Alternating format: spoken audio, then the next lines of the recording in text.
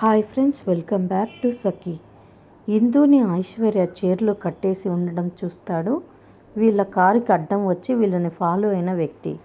అదేంటి, ఇద్దరు కలిసే వచ్చారు కదా, ఇప్పుడు అలా కట్టేసిందేంటి, అసలు కథ ఏంటో చూద్దామని అనుకుంటూ అక్కడే ఉండి చూస్తూ ఉంటాడు.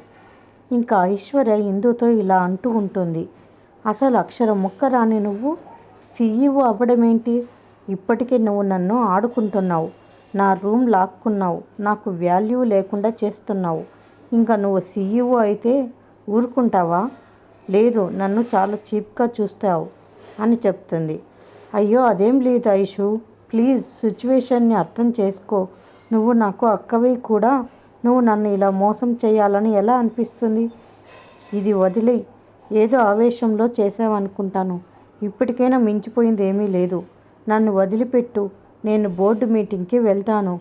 నేను ఇప్పుడు వెళ్ళకపోతే మన లైఫ్, మనల్ని నమ్ముకున్న వాళ్ళ లైఫ్ స్పాయిల్ అయిపోతుంది అని ఇందు చెప్తూ ఉంటే, నేనేం నీలా సెంటిమెంట్ ఫుల్ని కాదు అంటుంది ఐసు. నేను ఇప్పుడు వెళ్ళకపోతే రేఖ ఆంటీ సీఈఓ అవుతుంది అని చెప్తుంది ఇందు.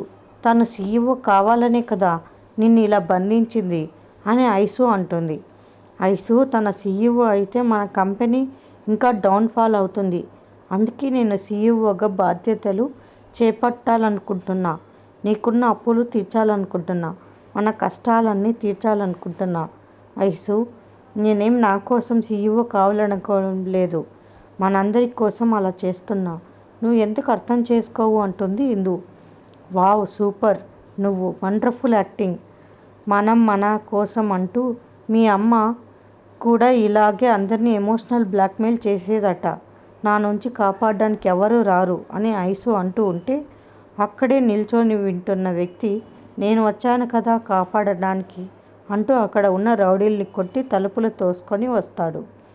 మరోవైపు ఆఫీస్లో, మేము రేఖా మేడంకి సపోర్ట్ చేస్తాము అని చెప్తూ ఉంటారు బోర్డు మెంబర్స్. మరి మీరెవరిని సపోర్ట్ చేస్తున్నారు అని రాజు ఇందుకు కావాల్సిన వ్యక్తిని అడుగుతాడు. నీకు సపోర్ట్ చేయాలని నాకు లేదని ఇందుకు కావాల్సిన వ్యక్తి చెప్తాడు. అది విన్న రాజ్ షాకింగ్గా చూస్తాడు.